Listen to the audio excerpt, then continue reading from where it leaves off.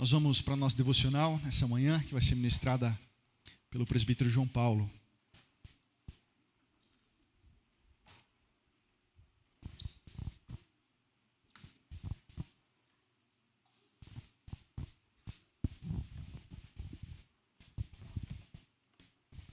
Graça e paz, irmãos. Hoje eu queria compartilhar e pensar junto com os irmãos acerca de um trecho da palavra do Senhor que tem falado bastante comigo e creio que há de falar com os irmãos também. Convido você a abrir sua Bíblia, conforme registra a passagem do profeta Oséias, capítulo 4. Profeta Oséias, capítulo 4, verso 6 apenas.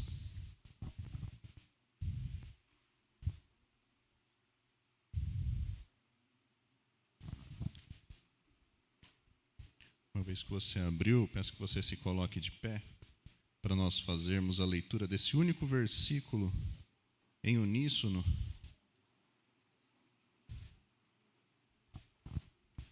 Profeta Oséias, capítulo 4, verso 6.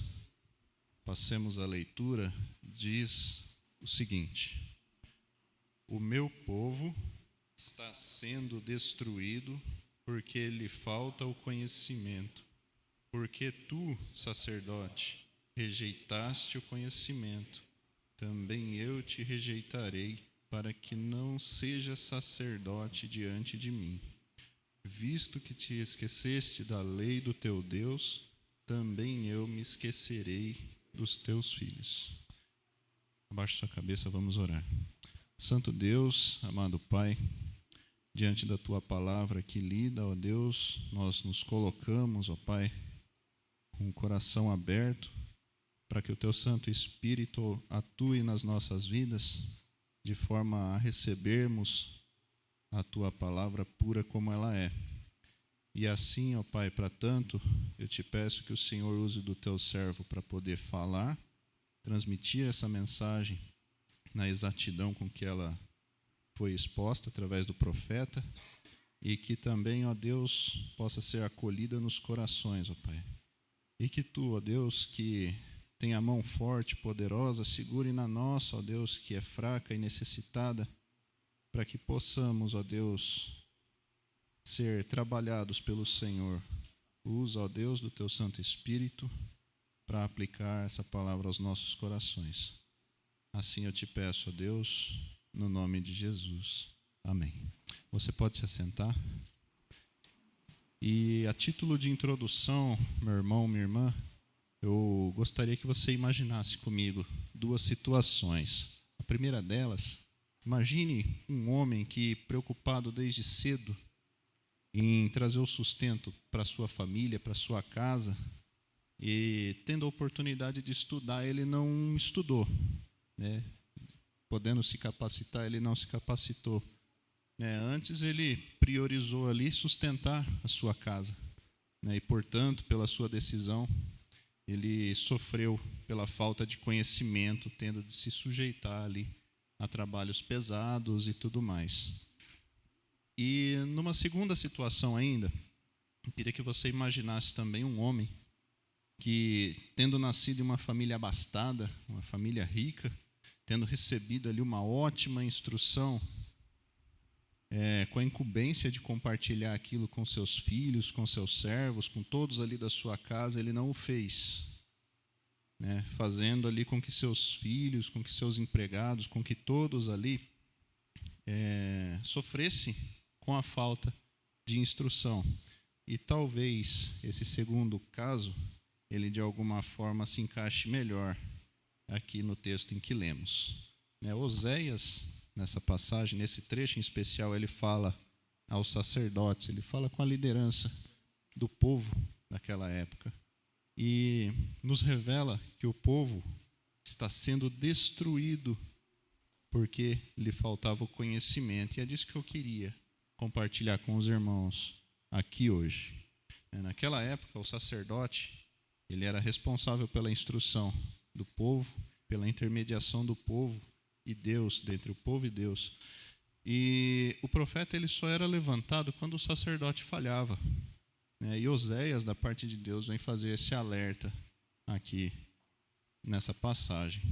Hoje nós não temos mais a figura do sacerdote propriamente, né? Mas a Bíblia nos deixa claro que Jesus é quem faz a intermediação entre Deus e o seu povo. E percebendo isso, talvez você já tenha notado a necessidade, a atualidade e a urgência com relação à mensagem do nosso Deus. E não se trata somente de instrução em relação aos líderes da igreja, né? Se você notar bem, o verso lido diz que o povo estava sendo destruído porque lhe faltava o conhecimento, né? Estava sendo destruído fisicamente, moralmente, espiritualmente.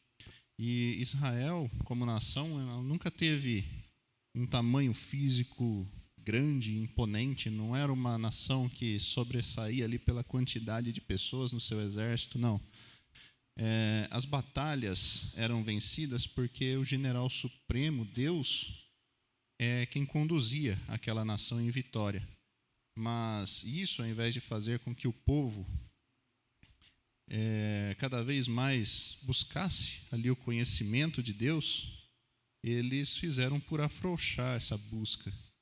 E o pensamento era que Deus sempre iria estar com eles. Fazendo o certo ou fazendo errado, Deus estaria com eles. Então, isso os levou a uma posição de destruição por falta de conhecimento. Pois bem, vemos que não é bem assim. A história conta que não é bem assim. A continuação dos relatos bíblicos nos diz que não é assim, né? E Deus é um Deus de amor, mas é também um Deus de justiça.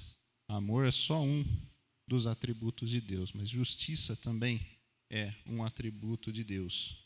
E eu quero te falar que só de você estar aqui hoje, você já está buscando, já deseja pelo conhecimento de Deus, né? Talvez você esteja se perguntando aí, como eu faço para eu avançar no conhecimento de Deus, né?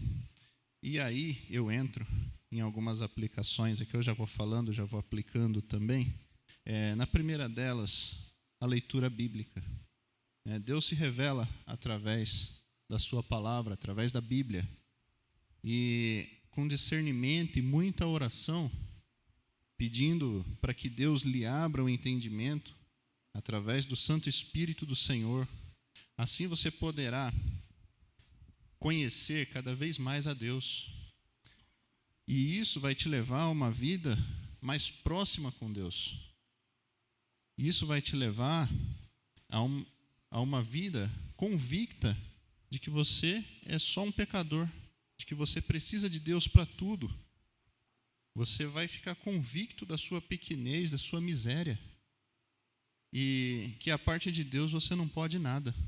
Aliás, se estamos aqui nesse momento, foi exatamente porque Deus usou de misericórdia sobre as nossas vidas. Então, portanto, se deleite, meu irmão, minha irmã, na leitura da palavra do Senhor, que você possa gastar bastante tempo, não é nem gastar, seria investir bastante tempo em leitura da palavra de Deus. Mas não é só isso. Há um segundo quesito que vai potencializar o conhecimento de Deus, que é a oração. Você, quando passa a buscar mais o conhecimento de Deus, você passa a orar mais também.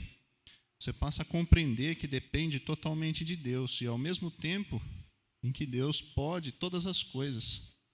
Então você passa a levar a Deus os seus problemas e passa a descansar nele. E alguém já disse que quando você ora muito, você peca pouco. E que quando você ora pouco, você tende a pecar muito. Então, busque também uma vida constante de oração, meu irmão, minha irmã. E por fim, você passa a desejar muito a comunhão com os irmãos. Estar com o povo de Deus, ajudando e sendo ajudado. Se fortalecendo na comunhão, nas orações, no conhecimento de Deus.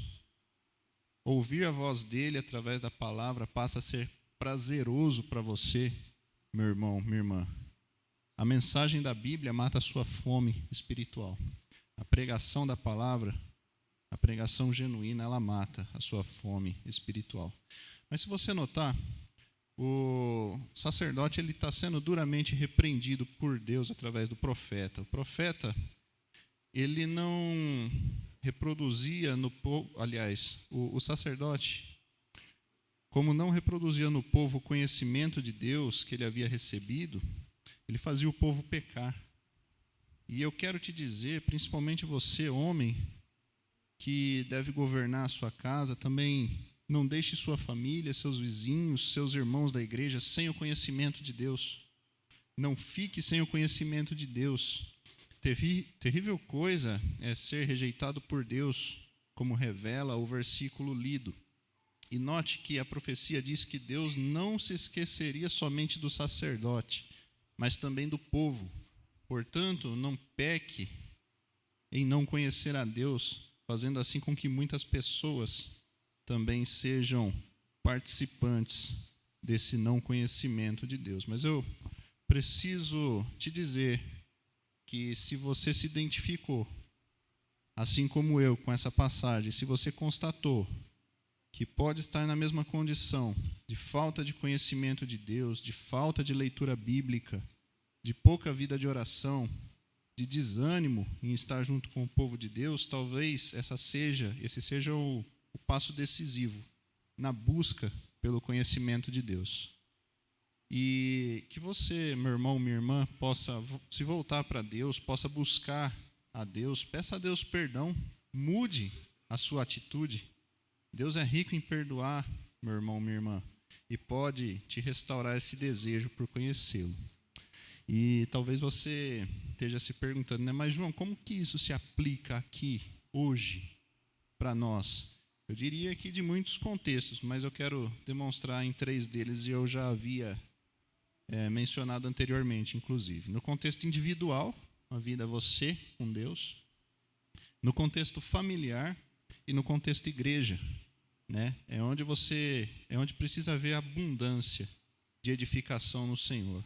Prazer na leitura da palavra, total dependência do Senhor, a ponto de isso te traduzir em uma vida de oração dependente de Deus para tudo. E prazer na comunhão com o povo de Deus que busca essa mesma edificação. Fazendo assim, você vai estar cumprindo o chamado do Senhor para a sua vida, uma vida de discipulado, onde nós morremos para nós mesmos e a partir daí nós frutificamos naquilo que Deus nos comissionou, né? E nele damos muitos frutos. Que nós possamos conhecer a Deus cada vez mais, meus irmãos, e que esse seja o nosso prazer, e que o Espírito Santo do Senhor nos aplique isso no nosso coração. Eu quero te dizer que a passagem tem falado profundamente comigo, que a partir disso me senti impelido a compartilhar também com os irmãos.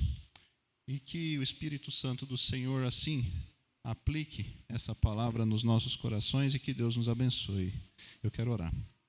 Santo Pai, agora uma vez lida, ó Deus, exposta a Tua palavra, pedimos, ó Deus, o Teu agir no meio do Teu povo.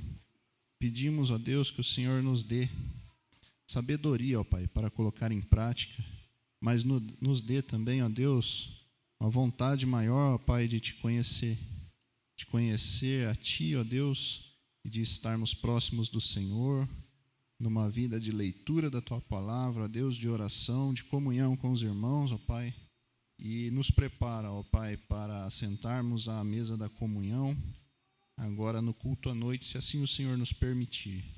Esteja conosco também nos momentos de aula, nos edificando, ó Pai, com o conhecimento Teu, ó Deus, nas lições que serão aqui instruídas, ó Deus, pelos professores a quem o Senhor preparou.